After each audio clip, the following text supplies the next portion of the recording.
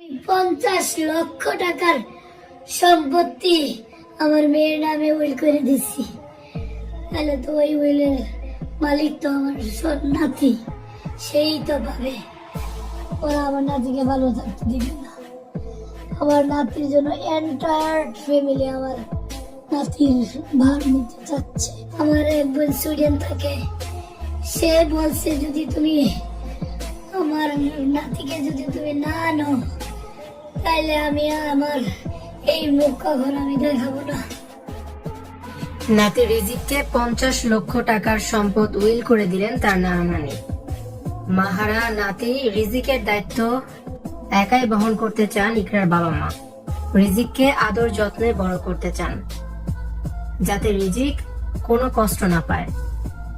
Viewers, পুরো ভিডিওটি দেখে অবশ্যই আপনার মতামত জানিয়ে দিন। ইকরা ছিল তার বাবা মায়ের একমাত্র সন্তান। ইকরার নামে 50 লক্ষ টাকার সম্পদ উইল করে দিয়েছিলেন তার বাবা মা। এবার মায়ের সেই সম্পদের মালিক ইকরার একমাত্র ছেলে রিজিক।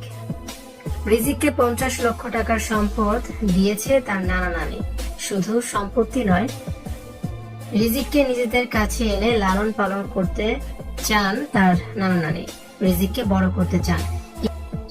তবে এখানেও বাদ সেধেছে আলবির বাবা মা ভাই। আলবির ভাইয়ের কাছে বলে রিজিককে নিয়ে যেতে চেয়েছিলেন ইকরার বাবা, কিন্তু রিজিককে নানা বাড়িতে যেতে দেবে না আলবির ভাই। বলেন এখন রিজিককে দেয়া যাবে না, আলবি দেশে আসলে যদি দিতে বলে তখন দিবেন। চিন্তা করতে পারেন এই লোকগুলো কতটা খারাপ। নানা বাড়িতে পর্যন্ত রিজিককে যেতে দিতে চায় না। নানা নানির সাথে যাওয়ার জন্য অনেক কান্না করেছিল রিজিক। ইকরার মা বলেন আমার নাতি ওই পরিবারে ভালো থাকবে না, ওর যত্ন হবে না, আমার নাতির ভবিষ্যৎ অন্ধকার করে দেবে ওরা।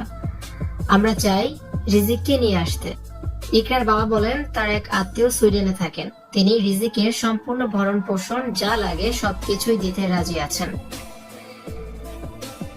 রিজিককে সুইডেনে নিয়ে যাবেন। তিনি বলেন আমার নাতি ওই ফ্যামিলিতে থাকলে পাগল হয়ে যাবে। ভিউয়ার্স, আপনার কাছে কি মনে হয়, রিজিক কি তার নানা নানির কাছে ভালো থাকতে পারবে? আপনার মতামতটি অবশ্যই আমাদেরকে কমেন্টস করে জানিয়ে